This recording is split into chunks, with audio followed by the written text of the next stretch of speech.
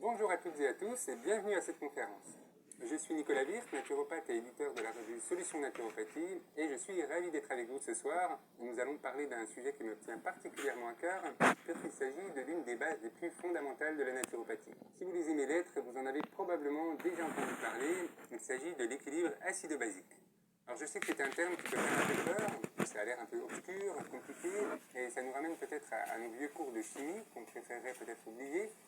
Alors je vous propose de mettre les choses à plat tout de suite pour que tout le monde puisse regarder cette conférence sans appréhension. C'est beaucoup plus simple qu'il n'y paraît. Quand on parle d'équilibre acido-basique, on vous parle du degré d'acidité de votre corps. On essaye globalement de savoir si les liquides de votre organisme sont plutôt neutres ou tendent vers l'acidité. C'est aussi simple que ça. Et là où les choses commencent à devenir réellement intéressantes, c'est quand on regarde les répercussions que ce simple degré d'acidité peut avoir sur votre santé. Car si un pH neutre est optimal et participe au bon fonctionnement de votre organisme, trop d'acidité, en revanche, pourrait à long terme augmenter les risques d'arthrose ou d'ostéoporose, provoquer des inflammations chroniques et créer un terrain propice aux infections, ou être à l'origine du développement de tumeurs et de cellules cancéreuses. Alors vous vous demandez sans doute comment faire pour conserver un bon équilibre acido-basique, comment savoir si vous êtes trop acide ou s'il est possible d'inverser la balance. Eh bien c'est justement pour répondre à toutes vos questions que j'ai convié aujourd'hui un expert du sujet, le docteur Philippe David. Bonjour Philippe, ravi d'être avec vous. C'est moi qui te remercie également, l'équipe. Merci. On va parler d'un sujet vraiment particulièrement important, moi, qui me tient vraiment à cœur, c'est l'équilibre acido-basique, on parle beaucoup en naturopathie, mais en médecine, dans votre pratique, c'est vraiment quelque chose c'est un cheval de bataille. Presque ignoré. Voilà. Mais au point de vue médical, c'est un cheval de bataille. C'est un cheval de bataille, mais qui n'est quand même pas si pris en compte en médecine conventionnelle. À la limite, il est ignoré. Voilà, c'est ça. C'est vraiment un vrai problème qu'on veut soulever aujourd'hui. Donc vous êtes médecin donc spécialisé depuis 30 ans en nutrithérapie, en médecine préventive et en affection liée au mode de vie. Et vous avez donné plusieurs formations dans différentes universités. En France, en Belgique, dans des cours particuliers, etc., des cours de grosses organisations. Donc tout simplement, Philippe, une première question, qu'est-ce que l'acidité finalement? Si on voulait comprendre très simplement, qu'est-ce que ce problème, qu'est-ce que l'acidité dans le corps? Oh, c'est un problème qui nous côtoie tous les jours. Imaginez que vous avez un jardin, même un petit jardin, que vous avez des outils de bonne qualité, ou parfois tout neufs, et vous laissez vos outils dehors et il pleut. Il y a simplement une humidité. Eh bien, vous verrez qu'après 3 jours, malgré la marque extraordinaire qu'on vous a inventée dans votre outil, il va rouiller. La rouille, c'est de l'acidité. Cette rouille, ça s'appelle FeOH3 hydroxyde de fer, ferrique. On peut même en faire dans nos cellules, imaginez, quand on a un excès de fer et quand on a un excès d'acidité. Et cette acidité, ben voilà, c'est un exemple tout fait. Vous regardez votre outil, vous vous dites, ben, mon outil il est rouillé, il a été attaqué, il a créé une molécule acide, parce que la molécule de départ qui est le fer dans l'outil, ou l'acier, moi dans mes cellules, c'est tout ce que la cellule contient, des graisses, des sucres et des protéines. Ben, ces aliments-là vont être attaqués par quelque chose qui était en excès ou qui n'était pas du tout reconnu par l'intérieur de la cellule. Et je viens de vous dire, parlons tout simplement des excès de radicaux libres. Des excès, voilà, une cellule fonctionne avec X% de déchets, 2% qui seront les déchets qui vont gérer toute son homéostasie, son équilibre, mais si ces déchets que peut tenir la cellule dépassent cette dose, automatiquement, les différents composants cellulaires vont être attaqués, et automatiquement, nous allons créer de l'acidité. C'est ce qu'on appelle, dans notre jargon, l'oxydation. Nous avons oxydé notre métal avec l'humidité et la pluie. D'accord. C'est tout simple. Et cette histoire tout simple, on dit c'est banal de voir un outil. On dit, on râle un petit peu, l'outil est abîmé, mais quand ça se passe dans nos cellules, c'est silencieux. Sauf qu'à un moment donné, ça amène des signes fonctionnels que nous allons détailler. Donc, vous voyez, c'est quelque chose de tout à fait imminent à chaque minute, à chaque instant de notre vie quotidienne, même pendant notre sommeil. Si nous avons un sommeil perturbé, nous allons aussi empêcher notre corps de se dégrasser pendant notre sommeil, de dépister. Donc nous allons, pendant un mauvais sommeil, continuer à engranger ces substances acides à l'intérieur de la cellule.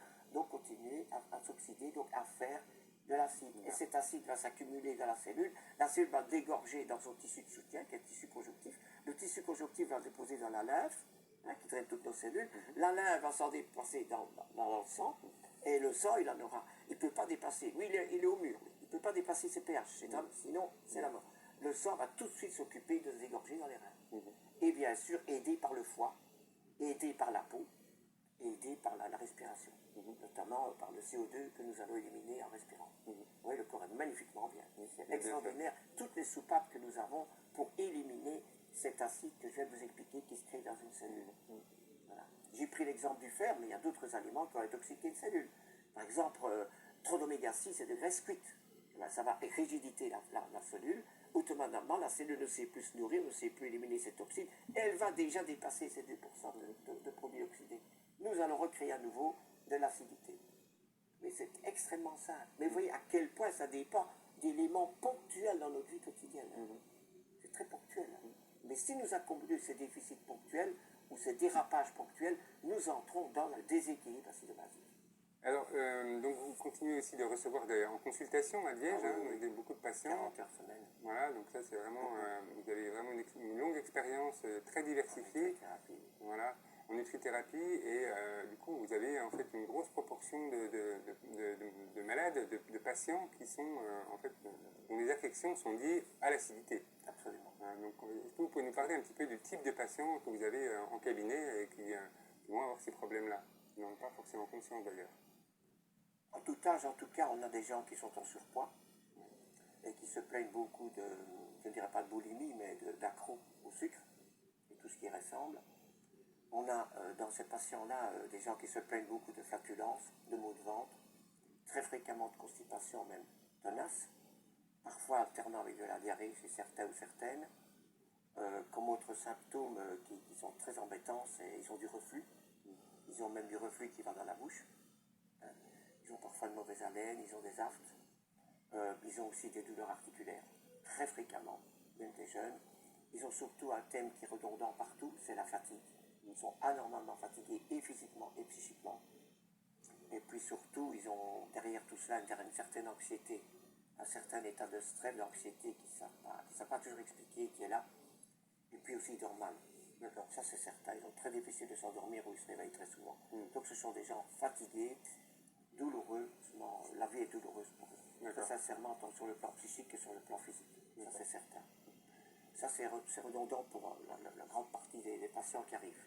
Du coup, on a vraiment un panel vraiment très diversifié de pathologies, de troubles plus ou moins bénins finalement. Ça peut aller des problèmes fonctionnels, digestifs, de sommeil, mais aussi des problèmes plus graves parfois. Ah oui, la nutrithérapie, 85% de mes patients, je ne m'attendais pas du tout ça quand j'ai eu mon diplôme de médecin, 85% sont des cancers. Ouais. Et tout simplement pourquoi? Parce que la cancérologie, la cancer se démarre quand on est acide. Parce que la cellule cancéreuse est affriant d'acidité.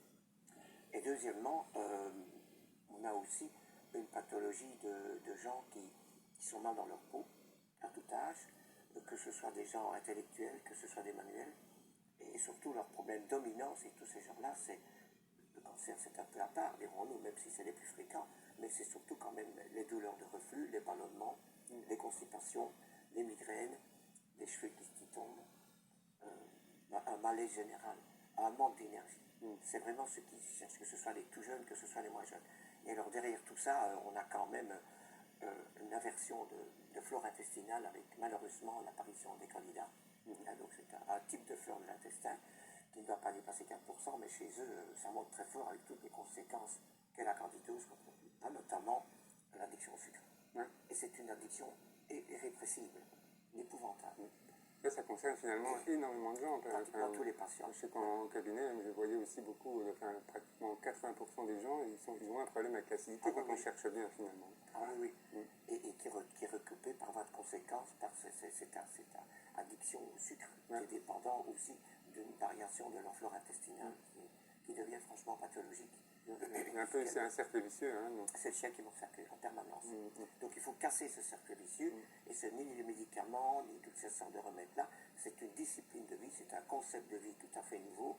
Et alors, bien sûr, on a des compléments qui vont les aider, parce qu'ils sont pressés d'en sortir. Hein. Finalement, à quoi est due cette acidité dans les grandes lignes et quelles sont les causes dans notre environnement, dans notre alimentation? Qu'est-ce qui se passe? Il a touché à un mot important qui est d'abord l'environnement, puisque c'est lui qui conditionne le premier notre bien-être. Donc il y a d'abord l'alimentation qui est polluée, qui n'est plus correcte. Il y a bien sûr la pollution avec tout ce que nous respirons, les perturbateurs endocriniens, etc. Entre autres. Il y a également le psychisme.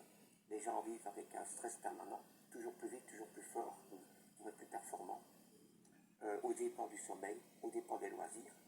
Et tout ça, c'est une pollution qui entraîne également de l'acidification, puisqu'on va à l'encontre des mécanismes de régulation du corps. On élimine moins bien.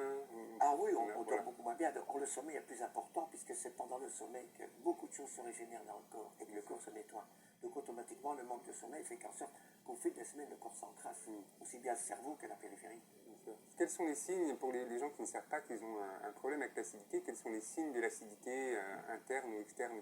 Comment ça se manifeste dans le corps? Très très bonne question. En réalité, quand les patients dans mon cabinet, surtout pour ça la première fois, on dit bonjour, et puis quand ils sont assis, même avant de s'asseoir, je m'aperçois qu'ils ont les lèvres gercées, ils ont la fendue, même en plein été, ils ont la coupe rose, non seulement sur les joues, ça donne bonne mine, mais ils en ont au menton, un petit peu sur le nez, un petit peu au-dessus du front.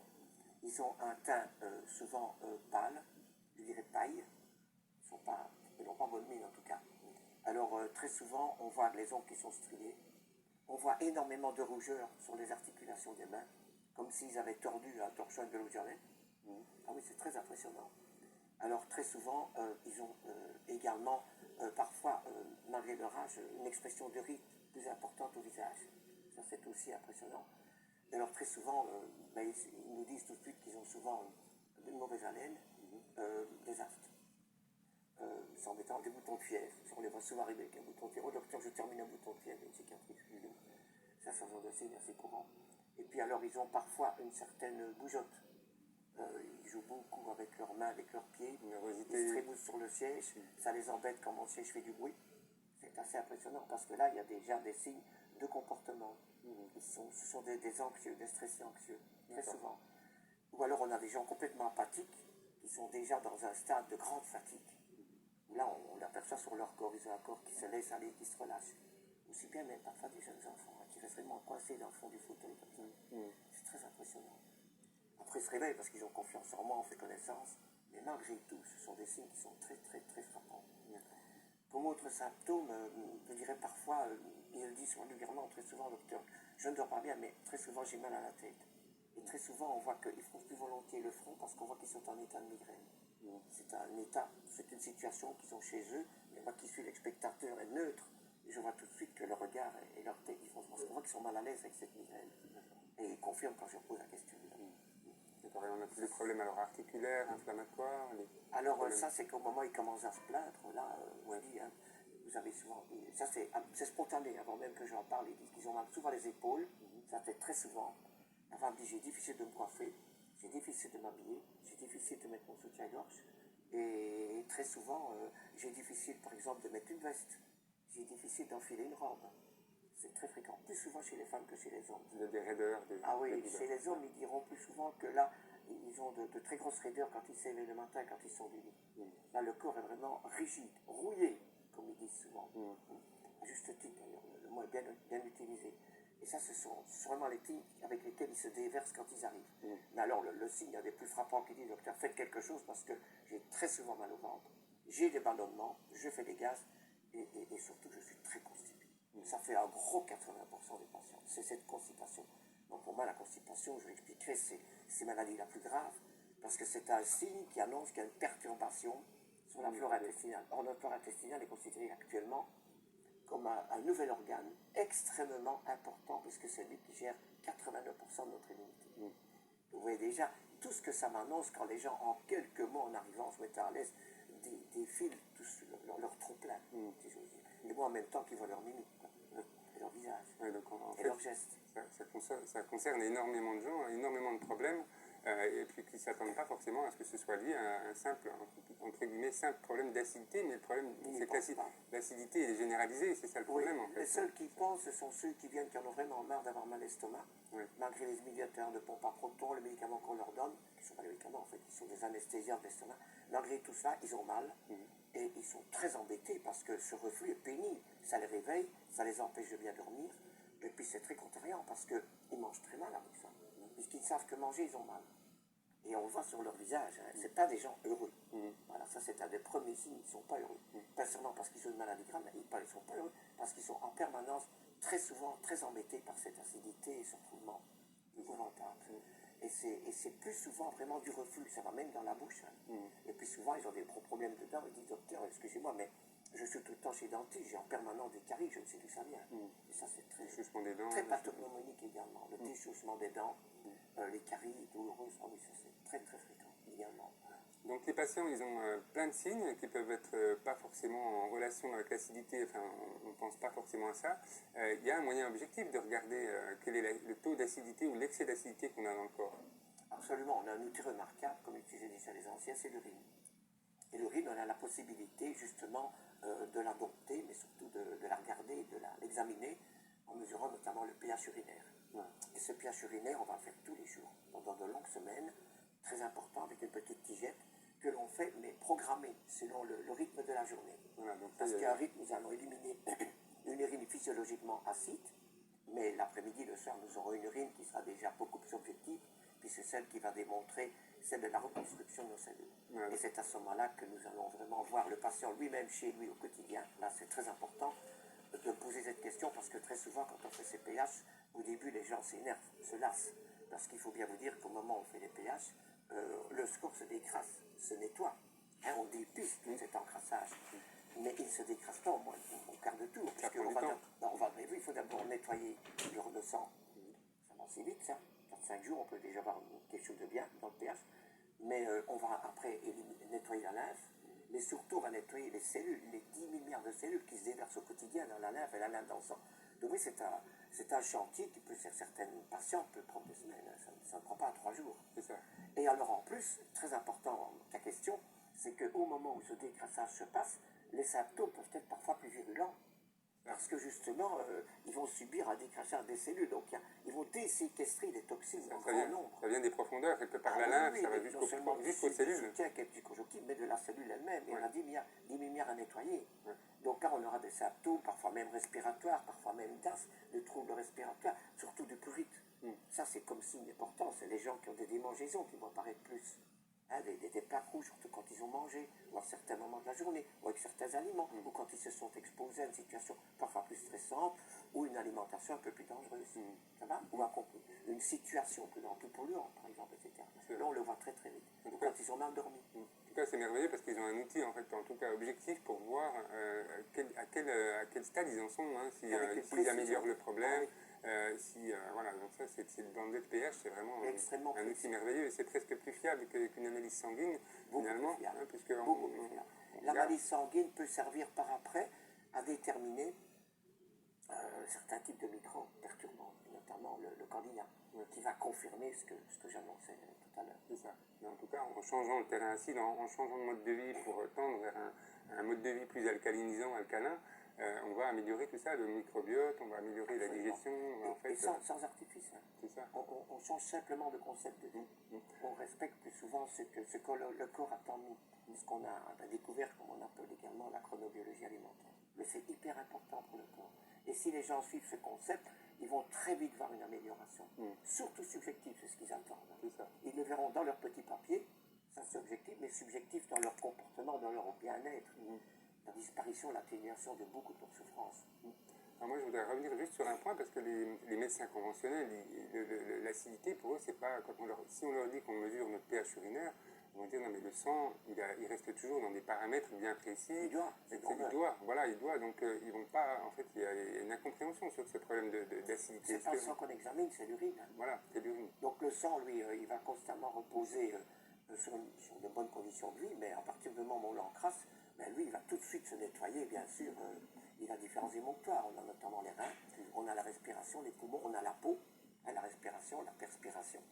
Et en permanence, ça fonctionne. C'est ce qu'ils utilisent comme émonctoire.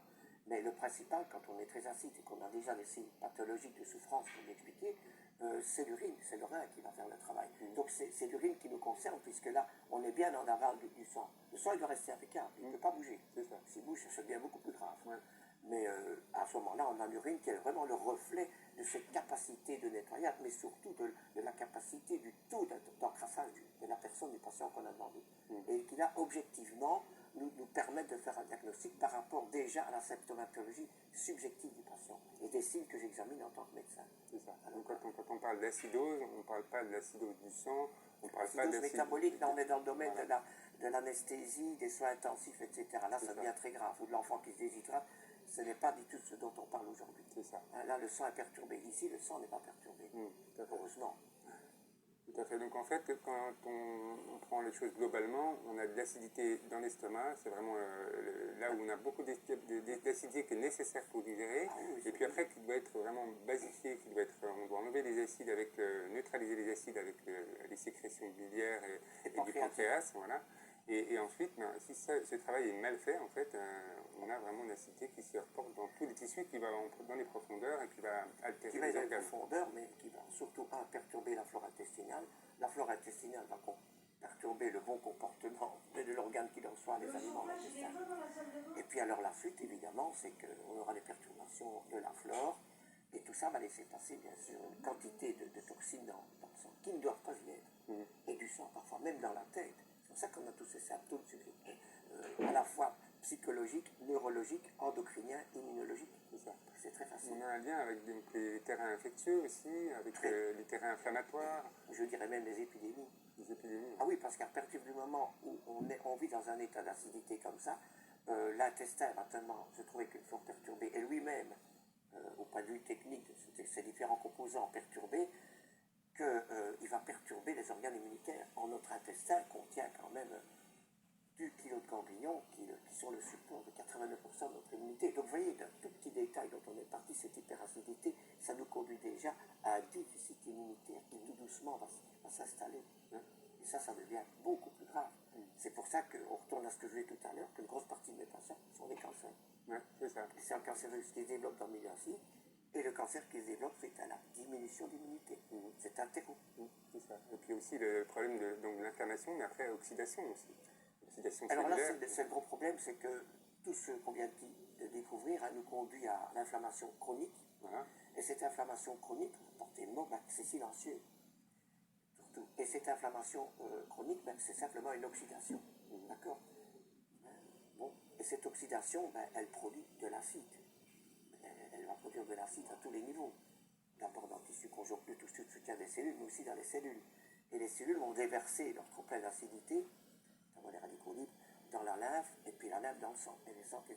Donc vous voyez, on a tout le système qui est pollué, qui est encrassé, et qui est en vase communicant. Et c'est ça qu'il faut absolument rompre.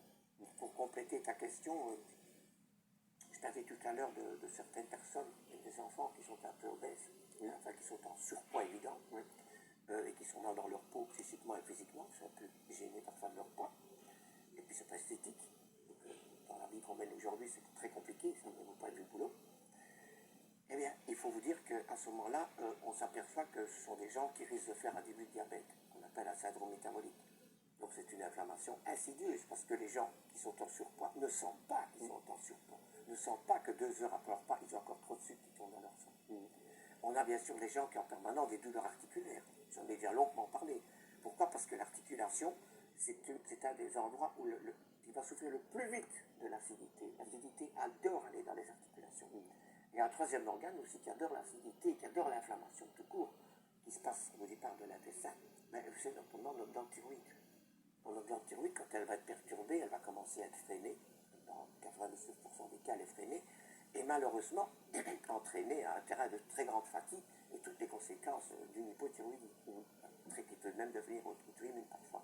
C'est simplement parce que la cellule, agressée par ce genre d'alimentation ou de comportement environnemental pollué, va fabriquer malheureusement des radicaux libres qui vont à la genèse, à l'intérieur de la cellule, d'eau oxygénée, d'eau d'acide chlorhydrique, pas seulement dans l'estomac, mais surtout d'eau de javel. Vous vous rendez compte de l'eau de javel sur une cellule, vous voyez déjà sur un tissu, vous imaginez à l'intérieur d'une cellule qui est si complexe, notamment sur le matériel génétique, sur notre fameux chromosome.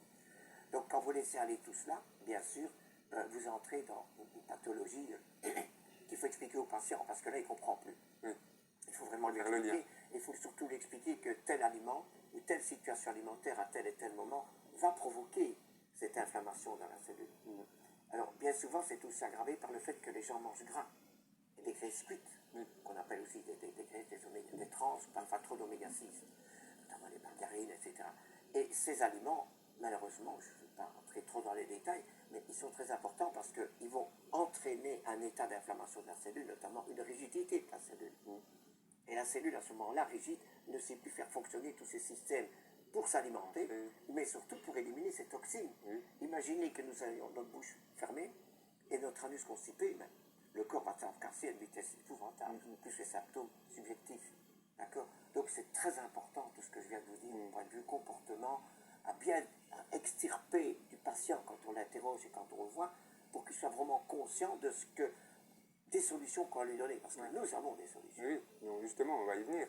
Donc les solutions, maintenant qu'on a compris, en fait, ou même dépister un problème d'acidité, les signes, mesurer le pH, maintenant il faut mettre en place des choses. Comment on fait pour limiter cette acidité, la réduire et puis retrouver un terrain idéal? Comment on fait? Donc après un bon interrogatoire, un bon examen, je vais vous raconter dans le détail.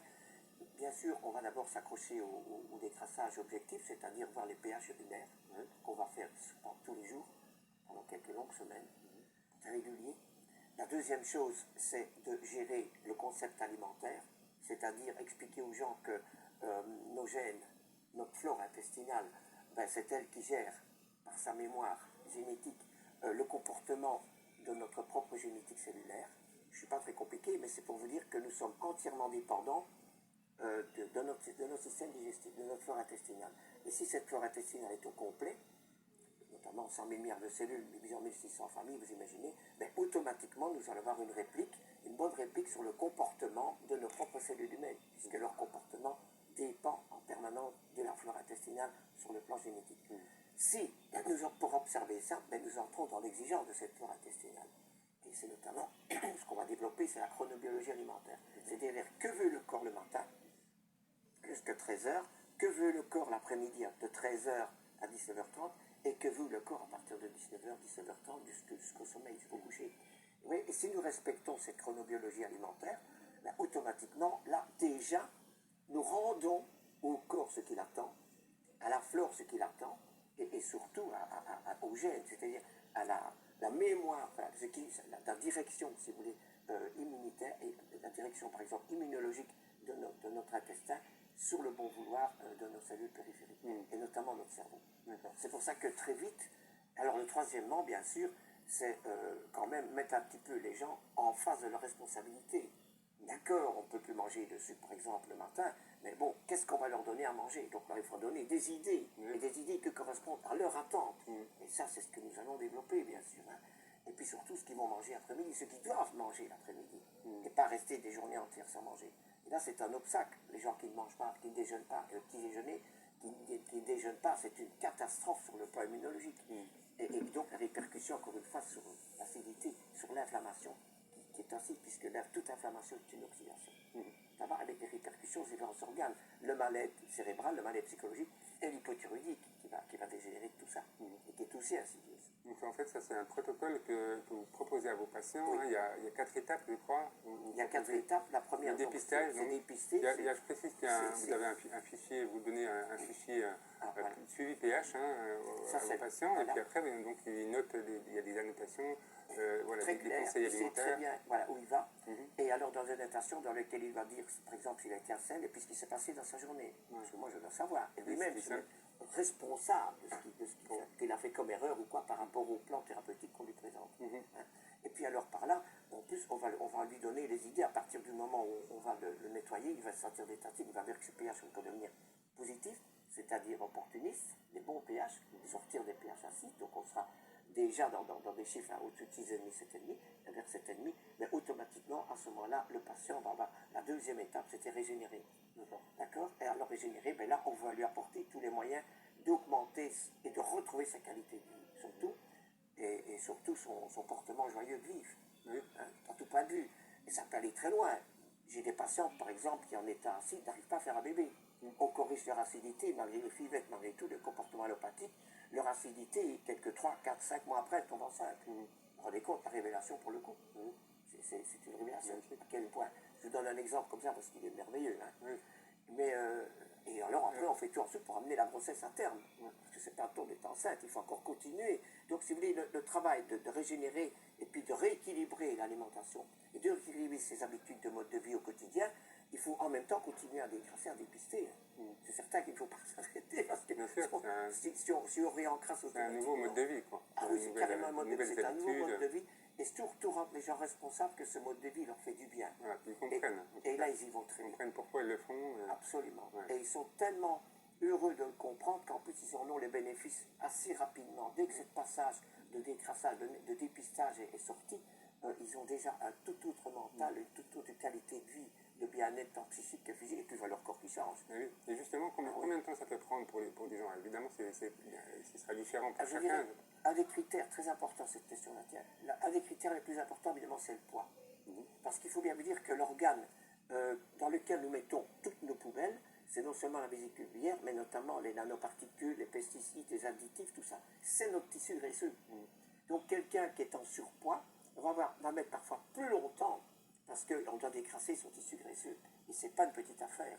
Donc quand on les décrasse à ce stade-là, on va déjà rééquilibrer en leur donnant comme traitement ce qu'on appelle les antioxydants.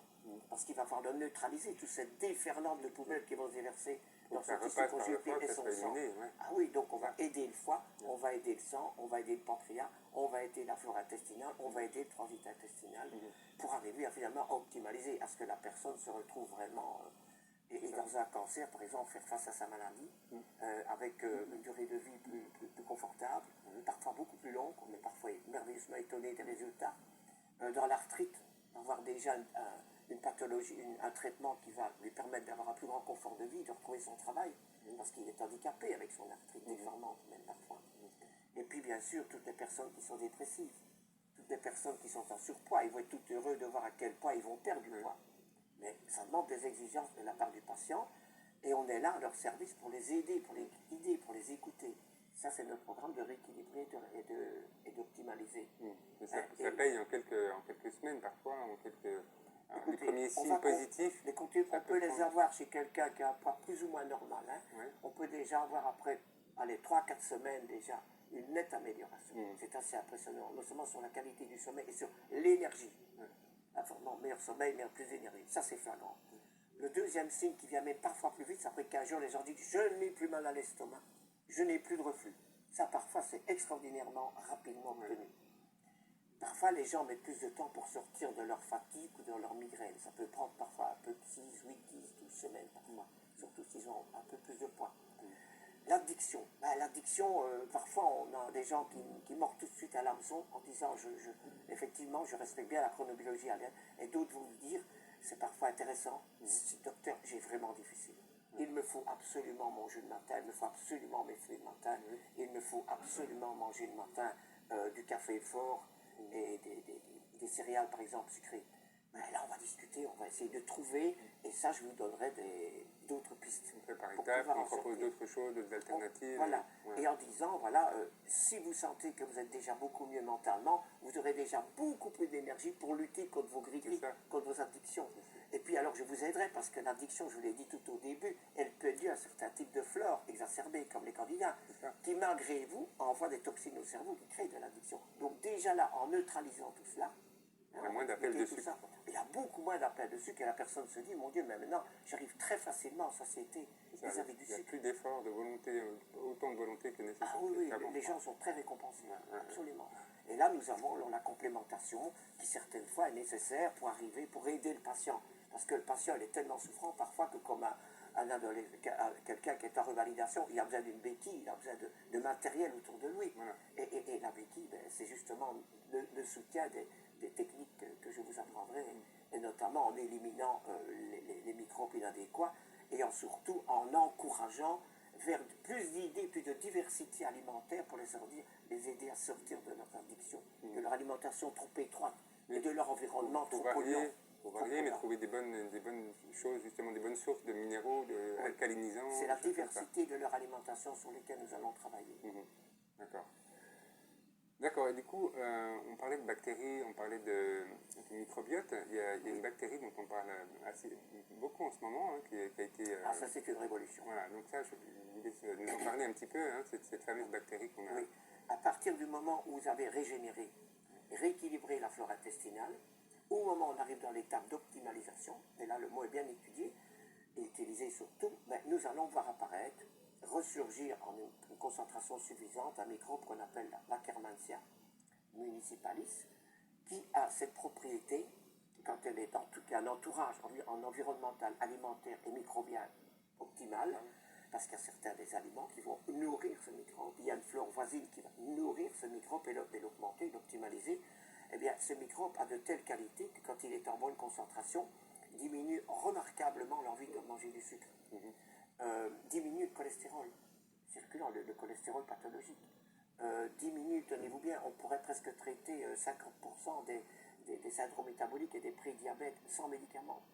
Rien qu'en fait, ce produit-là, en modifiant, en ayant récupéré une flore optimale au point de vue intestinal avec cet Akkermansia. Et ça traite également, actuellement, on est dans des études qui pourraient dire que ça empêche certains types de cellules cancéreuses de se développer. C'est pour vous dire à quel point, et ce qui est très important, c'est que ce microbe ne dépend que quelques petits aliments bien ciblés, donc, et courants. Donc c'est absolument... Et si les patients n'y vont pas tout de suite vers ces aliments, mais on les a sous forme de compléments. Et tout de suite, ça aide non seulement ce microbe à retrouver une concentration suffisante pour réaliser ces 4 merveilleuses réalisations que je viens de vous exprimer. N'oubliez pas l'Akkermansia. On avance beaucoup sur les découvertes du microbiote, mais cette bactérie, elle marque vraiment un tournant. Elle est importante et on ne la trouve que jusque maintenant, surtout dans la flore humaine. Oui, c'est ça. Voilà. Donc il faut la nourrir pour qu'elle grossisse tout simplement. Ah oui, là, on peut l'apporter. Certaines gélules se mettent au point maintenant à partir du laboratoire professeur Cani, notamment en Belgique, qui font en sorte qu'on pourrait trouver ces microbes dans certaines gélules, mais cette gélule va arriver, on ne va pas brûler les étapes après le champ de bataille. Donc on va l'amener au moment de la rééquilibration et de l'optimalisation. Parce que si vous la mettez, vous brûlez les étapes et vous mettez ça dans le dépistage, l'écrassage ou de début de régénérer, il n'y aura pas encore suffisamment de flore opportune pour encadrer cette merveilleuse flore qu'est l'Akkermansia. Donc vous voyez, il ne faut pas brûler les étapes. C'est très important la chronobiologie du traitement de l'acidification. Ouais. Donc c'est vraiment passionnant, hein, cette histoire de microbiote et puis des avancées qu'on a pu faire avec cet Akkermansia justement. Alors si je résume le protocole que vous utilisez en cabinet, donc il se déroule en 4 étapes, hein, en gros. Oui. Hein, donc c'est le dépistage, donc avec la bandelette pH, on mesure en fait son acidité urinaire, hein, donc des tissus finalement. Et on donne surtout les directives aux patients pour sortir de son acidité. Premières étapes, pour le conseil alimentaire, etc. Ensuite il y a régénérer le foie et le microbiote, hein, c'est ça. Très important. Voilà. Troisième étape, c'est rééquilibrer. Oui. Là, on continue en fait et là, à poser on les bases. déjà à améliorer la flore intestinale et déjà essayer de faire percevoir des hautes pointures comme l'Akkermansia pour déjà nous guider vers l'optimalisation. C'est ça. Après, on optimise donc le métabolisme en général. On va dire, on stabilise un petit peu tout ce qu'on a fait, c'est ça. Oui, mais pas seulement l'alimentaire, il y a tout le style de vie. L'environnement vital. Oui, parce qu'il n'y a pas que l'alimentation, il y a aussi des conseils généraux sur l'activité physique ou la gestion du stress, des choses comme ça. Voilà. Donc on va espérer que les personnes comprennent bien que le corps, il faut le bouger. Parce que si vous laissez une voiture au garage, très vite, elle va s'encrasser, déjà la batterie va s'abîmer. Eh bien nous, c'est pareil. Si nous ne bougeons pas, nous allons encrasser les soupapes de nos cellules, qui sont les mitochondries, qui sont les soupapes d'une voiture. Ben, nous fonctionnons comme ça, sinon nous en avons beaucoup plus. Et si nous ne bougeons pas, ben, ces soupapes vont s'encrasser. Donc, elles vont accumuler non seulement les molécules inadéquates, mais surtout l'acidité. Donc, vous voyez, on retourne encore à ce domaine. Donc, il faut bouger, absolument. Que ce soit tout ça de façon bouger le plus, pas simplement marcher tous les jours une demi-heure, si on peut. Ça va. On peut faire un peu de gym chez soi. Voilà. C'est le tout, c'est la volonté de le faire. On peut s'inscrire dans une salle ou décider d'une activité en famille les week-ends. Très important, l'activité physique. On peut aussi décider de faire les courses ensemble, pour voir un petit peu ce que l'on aime et sortir avec les conseils que je donnerais, d'aller regarder comment adhérer à un aliment et le rendre plus agréable. Alors qu'au départ, on n'y avait jamais, on ne regardait même pas dans les rayons, dans les courses. Bien sûr. Ça va, c'est très important. De nouvelles habitudes. Troisièmement, et boire plus, par exemple. Beaucoup d'eau. Hein, on ne boit pas suffisamment d'eau. Or, l'eau est importante puisque l'eau va drainer. Hein. Donc là, c'est encore un moyen d'optimaliser les pH dans le dépistage. Et donc, on va être vigilant là-dessus. On va aussi faire en sorte de, au moins 2 fois par semaine, se dire je suis à 22h30 au lit. 2 fois par semaine. Avec un livre, avec sa copine, avec tout simplement un lit confortable, une musique douce. Mais c'est hyper important de consacrer au minimum 2 fois par semaine, surtout chez quelqu'un qui est très fatigué, épuisé, ou tout simplement déprimé ou anxieux. C'est là qu'on se nettoie, Puisque le sommeil, c'est le meilleur des médicaments. C'est pendant ce temps-là que les reins, le foie et le cerveau se régénèrent et se nettoient. Surtout, puisque à ce moment-là, on ne mange pas. Donc enfin, ils sont tranquilles pour régler et faire ça bien à leur rythme. Alors, vous avez aussi une approche très individualisée avec les aliments, parce qu'il y a des aliments qui vont être mal digérés par certaines personnes, mieux digérés par d'autres, en fonction de leur prédisposition génétique, enzymatique, etc. Vous pouvez nous donner l'exemple de la banane, là, par exemple, on en parlait. Ah, la banane. La banane est un aliment. Mais nous sommes d'abord d'une ethnie européenne. Donc, des 100 milliards de microbes dans l'intestin, nous n'avons pratiquement pas de microbes pour les digérer. Donc, la banane va être très difficile à digérer et va donner des flatulences et bien sûr la formation d'acide lactique, notamment les vosgires dans l'intestin. Donc, on dit qu'elle est alcalinisante, la banane, mais pour certaines personnes, elle peut être acidifiante, du coup. Ah oui, puisque c'est surtout le fait que la banane ne va pas être reconnue, puisque la flore qui va s'en occuper, les enzymes qui vont s'en occuper sont absentes, puisque ça ne fait pas partie, nous ne sommes pas africains, nous ne sommes pas sud-américains. Eux, ils ont beaucoup plus de chance avec la banane. Voilà. Il y a aussi le fait que beaucoup d'aliments actuellement sont pollués, on les pulvérise. La banane est pas un des moindres, c'est un aliment très intoxiqué. Voilà. En plus, elles sont souvent amenées en Europe non mûries, donc il faut encore en plus les mûrir avec des produits aussi toxiques. C'est quand même important. Et puis la constitution de la chair de la banane, elle n'est pas toujours opportune non plus. Les polyamines qu'il y a dans la banane, elles ne sont pas du tout reconnues par les gènes de notre flore intestinale normale. Mais je prends la banane, mais voilà, il y a d'autres aliments, mais je prends la banane parce que c'est un aliment courant, facile à manger, facile à éplucher, on ne se salit pas les mains, et puis très addictif, c'est goûteux une banane. Ça fond en bouche, c'est parfumé. Oui, voilà. C'est sucré. Ah oui, c'est très addictif. Et voilà, et ça va faire partie du système à mettre de côté. Donc c'est merveilleux votre programme parce qu'il y a, en fait, c'est surtout qu'on se rend compte qu'il y a un bon moment pour prendre les choses, il y a des aliments à favoriser, mais il n'y a pas vraiment d'interdit absolu, on est plutôt sur des changements progressifs, sur des étapes vraiment qui viennent à la suite. Donc, il n'y a pas de régime. Voilà, c'est pas un régime. Mais par exemple, dans un exemple classique, avec des bananes, mais je vous dirais, il y a quelques rares fruits, très rares fruits qui sont très acides. Mais sur les 50-60 fruits qu'on trouve en Europe, surtout en bonne saison, il est un fait certain qu'on va essayer d'éviter les fruits acides. C'est ça. Et une fois, c'est pas non plus... voilà. Mais justement, puisque tu me poses cette question-là, comme il n'y a pas un régime, c'est un concept que je vous explique, il y a aussi le fait de faire plaisir au cerveau. Et le cerveau, de temps en temps, il a besoin d'un écart, de se faire vraiment plaisir. Donc on va choisir un gentil écart une fois par semaine. Donc c'est pas tous les repas de la journée, c'est un repas sur la journée. Et bien sûr, on va se faire les méchants écarts, ceux qui sont très acidifiants, très inflammatoires, qui oxydent vraiment les cellules. Ceux-là, on va en profiter une fois par mois. Voilà, mais on peut le faire. Donc vous voyez, on n'est pas du tout dans un cloisonnement, dans une rigueur. Et les 12 semaines, dans ce cas-là, 12-13, même si ça dure 6 mois, comme cette jeune fille qui après 6 mois, elle peut tomber enceinte, parce qu'elle a vraiment bien réfléchi et qu'elle est arrivée à dompter tous ses démons. Mais en attendant, c'est très important de respecter ces écarts. Et alors, ce qui est surtout important, c'est que les patients verront tout de suite quand il faut un écart, parce que dans les 12 heures, leur pH va retomber à 5,5. Ils le voient. Donc là-bas, ils ont un outil qui donne exactement, je me suis bien amusé, je me suis bien fait plaisir, mais 10 000 milliards de cellules perturbées avec un écart. Donc vous voyez à quel point le corps est sensible, chaque jour, à chaque moment, à tel et tel aliment. Du coup, il y a une chose qui est très importante dans ce concept, c'est que c'est la réversibilité finalement. C'est toujours réversible. Quand on est vraiment dans ce terrain acide, on peut aussi très facilement revenir. À tout âge. Voilà. Il n'y a absolument aucune limite. Et ça, c'est vraiment merveilleux dans ce concept traiter ce premier concept de la médecine, c'est-à-dire le concept de l'acidité, parce que on le peut faire à tout âge, il est complètement réversible. Si même on retombe, moi j'ai parfois des gens que je n'ai plus vus, j'ai revu une dame que j'ai plus vue depuis 11 ans, elle me revient. De docteur, j'ai cherché votre nouvelle adresse, je vous ai retrouvé, Dieu merci, parce que voilà, je veux tout recommencer. J'avais un style de vie merveilleux, j'ai même changé mon emploi. J'ai même changé parfois toutes mes habitudes à la maison avec les enfants. J'ai parfois même trouvé un nouveau compagnon, alors que j'avais très difficile de me mettre en couple, tellement j'avais une personnalité qui était tout le temps dans la tristesse, puisque j'étais dans l'addiction. C'est inimaginable jusqu'à quel point on peut aller.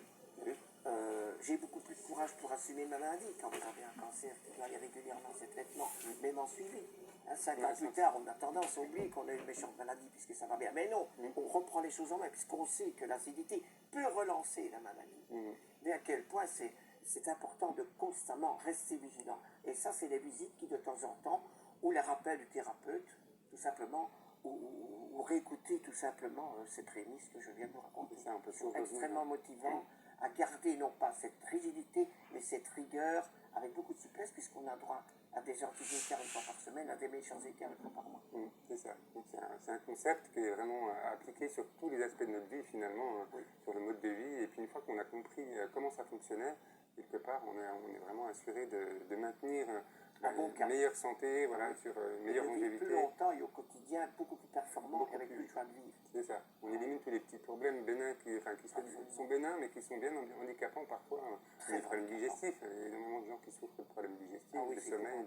Et de constipation. Et maux de tête, et douleurs articulaires, et d'insomnie. Il y a déjà 5 points clés. C'est ça. Déjà résolu d'une façon magnifique. Dans ce cas-là, l'organisme il compense comme il peut, mais au bout d'un certain temps, tous ces problèmes s'accumulent et puis cette acidité. On accumule à cause de cette acidité une inflammation silencieuse et qui entretient donc cette perturbation, parce que finalement cette acidité au départ va perturber tout le mécanisme de la cellule, donc de la communauté de cellules, de l'organe du tissu, donc du corps humain tout entier. C'est ça. Donc on est vraiment sur un point de levier, là on a un point en tout cas des outils pour agir, avoir le contrôle sur certaines choses. Voilà, comme tu dis, et en plus cette rigueur nous sert de guide pour augmenter notre performance de qualité de vie et de bien-être. Ça c'est formidable. Et d'éviter d'entrer dans des pathologies organiques, telles que les maladies auto-immunes, les maladies dégénératives et bien sûr aussi malheureusement les cancers.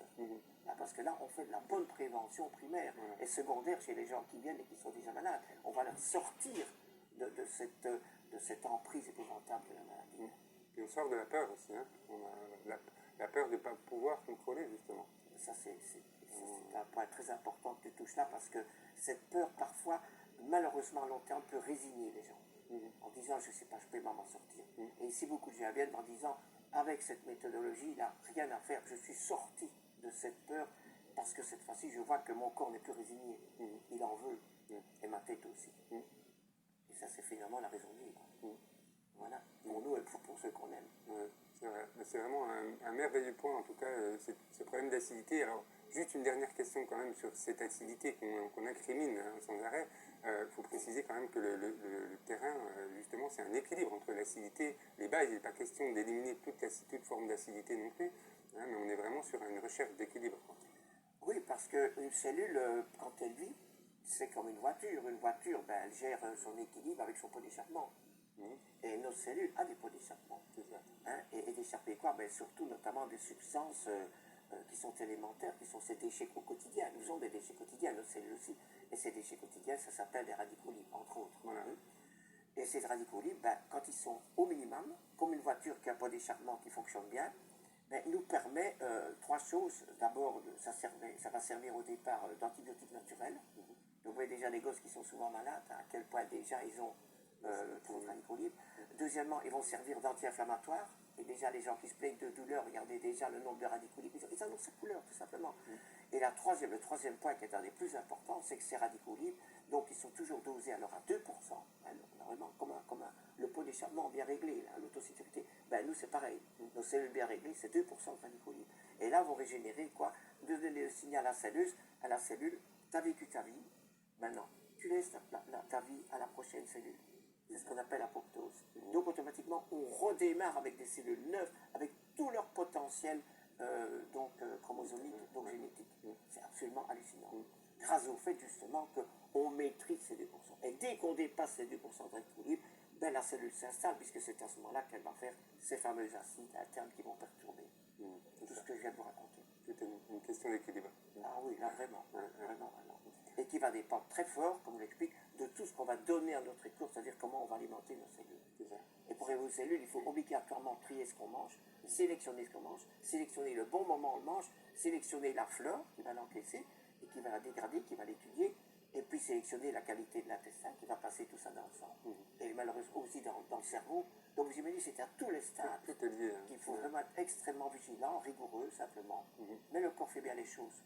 Une fois qu'on a retrouvé cet équilibre, le cerveau nous aide beaucoup à fonctionner. Très bien Philippe, merci beaucoup pour toutes ces explications. Je pense que nos auditeurs ont bien compris l'enjeu en fait, de cette problématique d'acidité. Je pense qu'ils ont des outils déjà pour améliorer leur santé, en tout cas pour protéger leur santé et puis peut-être améliorer la longévité, etc. Donc c'est vraiment très précieux. Donc merci beaucoup pour ces explications et à très bientôt. Merci également. Merci. Voilà. Bonne chance à tout le monde. Merci Philippe. Voilà. Je m'adresse maintenant à vous, chers spectateurs. Aujourd'hui, vous pouvez vous aussi mettre en pratique les enseignements du docteur Philippe David depuis chez vous. Nous avons élaboré avec lui la formation vidéo Objectif pH neutre qui s'adresse à tous ceux d'entre vous qui veulent retrouver plus de vitalité et agir directement sur une des causes majeures des troubles de santé.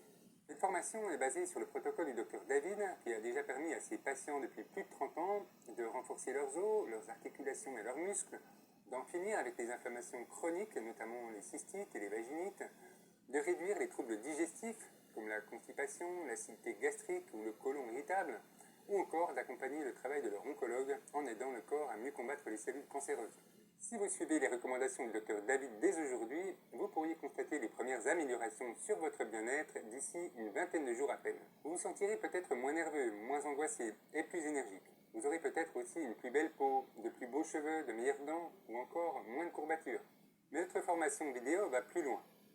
Son but est de vous accompagner sur le long terme. D'abord en vous donnant les moyens de détecter un déséquilibre dès les premiers signes, puis en régulant votre équilibre acido-basique en 12 semaines environ, et enfin en vous aidant à le conserver le plus longtemps possible. Vous suivrez les grandes étapes de la méthode de notre expert pas à pas dans un programme de 26 vidéos réparties en 5 modules. Il vous faudra 12 semaines environ pour suivre les recommandations du docteur David. Histoire de vous en dire un peu plus, ce que nous vous proposons avec notre programme, c'est d'abord de vous apprendre comment détecter l'acidité en effectuant correctement vos tests pH et en ayant toutes les clés pour interpréter par vous-même les résultats. Et puisque cette étape nécessite un certain nombre d'outils, nous vous offrons avec votre programme un questionnaire qui va vous aider à faire un bilan sur votre situation, une fiche de suivi que le docteur David donne également à ses patients et qui vous permettra d'observer par vous-même l'évolution de votre acidité. Une fois que vous aurez une idée précise de votre niveau d'acidité et de ce qui l'aggrave dans vos habitudes quotidiennes, nous passerons à la seconde étape, celle de la régénération. Vous découvrirez un protocole pour nettoyer votre foie et décrasser les organes impliqués dans la régulation de l'acidité. Mais surtout, vous recevrez des dizaines de conseils pratiques pour vous aider à améliorer votre quotidien progressivement en prenant les bonnes décisions pour votre corps. Notre expert vous révélera par exemple comment réaliser un bon petit déjeuner énergisant et basifiant, quelle huile de cuisson privilégier ou quelles sont les erreurs alimentaires que vous commettez sûrement chaque jour sans le savoir. Et pour que vous puissiez adopter les bons réflexes, même lorsque vous êtes loin de votre écran, vous recevrez en cadeau avec votre formation 3 fiches récapitulatives que le docteur David donne lui-même à ses patients.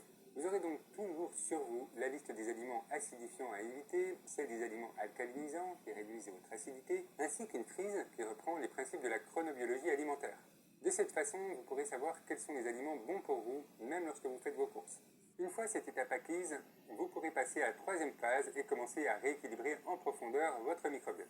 Là encore, l'objectif est de vous proposer des actes concrets qui vont améliorer votre quotidien. Il sera notamment question de la qualité de votre sommeil, de l'influence de votre environnement ou encore du lien entre vos émotions et les bactéries qui peuplent votre intestin. Enfin, pour ceux qui voudraient aller encore plus loin, vous trouverez dans le module 5, Optimiser, tous les secrets de notre expert pour renforcer votre métabolisme et améliorer son fonctionnement. Vous obtiendrez notamment une liste des compléments alimentaires qui peuvent être utiles pour renforcer votre immunité, faciliter la digestion, renforcer la résistance de vos os et bien sûr pour réguler votre équilibre acido-basique. Ce module sera accompagné de mon dernier cadeau réservé aux membres de ce programme, un dossier exclusif sur l'arthrose et l'ostéoporose pour vous aider à prévenir ou à ralentir le développement de ces pathologies. Vous le voyez, tout a été pensé pour vous livrer un programme complet, facile à suivre et surtout progressif. Normalement, il vous faudra à peu près 12 semaines pour le suivre et retrouver un équilibre acido-basique optimal. Mais puisque toutes les vidéos sont à votre disposition 24 heures sur 24, vous pouvez très bien choisir de prolonger une étape si nécessaire ou au contraire d'accélérer les choses.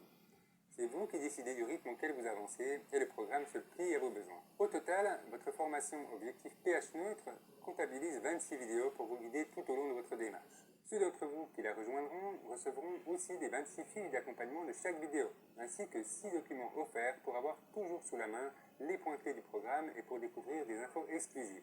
Vous êtes intéressé? Dans ce cas, je vous invite à me le faire savoir en suivant les instructions qui s'affichent en dessous de cette vidéo. Si vous n'êtes pas sûr d'avoir tout compris ou si vous nous rejoignez en cours de route, pas de panique, toutes les informations de notre programme sont détaillées ci-dessous. Vous n'aurez donc aucune mauvaise surprise et si vous avez le moindre doute, sachez qu'il vous sera toujours possible de faire marche arrière jusqu'à 15 jours après avoir démarré votre formation grâce à votre droit de rétractation. C'est maintenant à vous de passer à l'action. Dans quelques instants, vous pourriez avoir tous les outils nécessaires pour prendre soin de votre santé au niveau global. Ayant moi-même vu dans mon cabinet de naturopathe les dégâts que peut causer l'acidité, que ce soit au niveau des os, du transit, de la peau, des reins ou même de la gestion des émotions, je ne peux que vous encourager à suivre ce programme. Il y a encore beaucoup trop de personnes concernées qui ne le savent pas et qui attendent que les problèmes s'accumulent pour réagir. Il est pourtant très simple d'observer son niveau d'acidité, il suffit d'ouvrir les yeux sur son état de santé. Avec le Dr David, nous vous proposons aujourd'hui de reprendre les choses en main et d'agir pour rester en bonne santé le plus longtemps possible. C'est important et c'est surtout accessible à tous. Tout ce dont vous avez besoin pour commencer, c'est d'une simple bandelette pH.